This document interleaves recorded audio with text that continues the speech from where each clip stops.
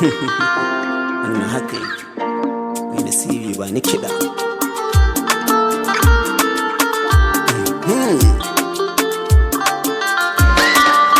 Hausa Fulani gurum na alkhairi ne, maza mata mu damke juna da zumunta. Hausa Fulani gurum na alkhairi ne, maza mata mu damke juna da zumunta. Da farko rabu zan sa gwani mai kyauta, mai bada ruwa da iska kai zan yi wa bauta.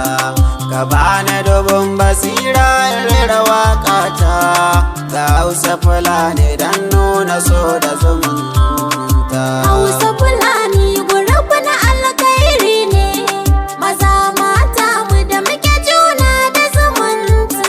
Mutanen Hausa fillo kuna da zumunta, ga so da biyayya gare ku ba ku da keta. Kuna da karamci ga so wa juna kyauta, ga san addini gare ku ba ku da wasa.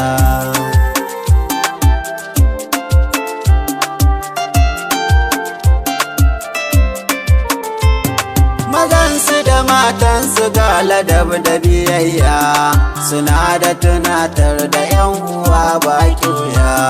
Guruf ɗin Hausa fillo akwai alkunya, ina ƙaunar ku al'amin Hausa Fulani. Hausa Fulani gurum na alkhairi ne, maza mata mu damke juna da zumunta.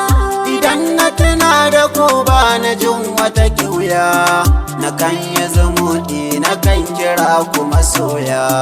Musamman wanka na juma'a aka shirya, dukanmu muna yi da nuna so da zumunta. Hausa Fulani gurum na alkhairi ne, maza mata mu damke juna da zumunta. Mu ƙara zumunci mu ƙara har haɗa kanmu, mu martaba kanmu kar mu yi faɗa junanmu. Mu yi adalci kar mu hantar kanmu, Allah mabuwayi na san mai yin zumunta.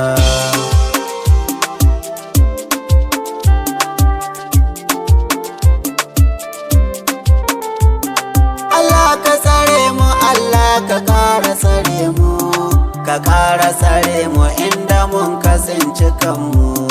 Ka kauda idan mu ka ƙara hara sunanmu, da imanin mu rabbi Allah mai kyauta.